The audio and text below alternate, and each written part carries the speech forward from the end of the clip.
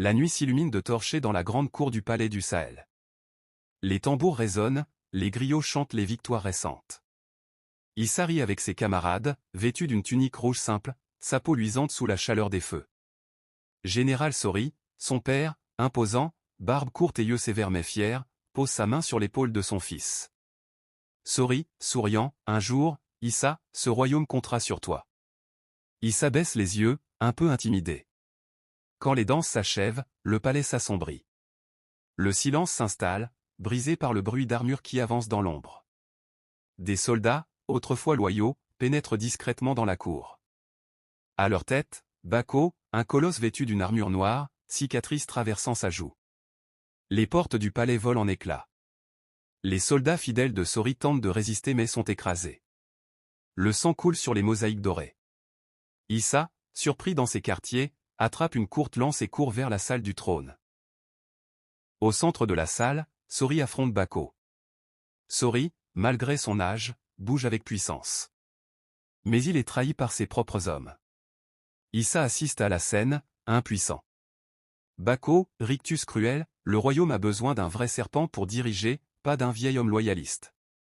Un coup fatal transperce Sori. Issa crie et se jette sur Bako, mais il est repoussé d'un revers brutal. Blessé à l'épaule, il titube dans les couloirs du palais en flammes.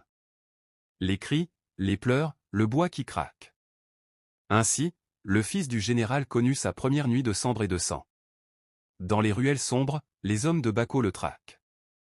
Issa, haletant, se cache derrière des jarres. La lune éclaire son visage ensanglanté. Il court jusqu'à la lisière de la savane. À bout de force, Issa s'effondre. Sa tunique est déchirée, son souffle court. Il regarde le ciel, murmure. Issa, faible, père, je vengerai ton nom. Ses yeux se ferment presque. Un sifflement étrange retentit. Issa entr'ouvre les yeux et aperçoit une fente lumineuse dans une falaise voisine. Une voix grave, ancienne, résonne dans son esprit. Voix, approche, fils de trahison. J'entends ton serment. Issa rampe jusqu'à l'ouverture.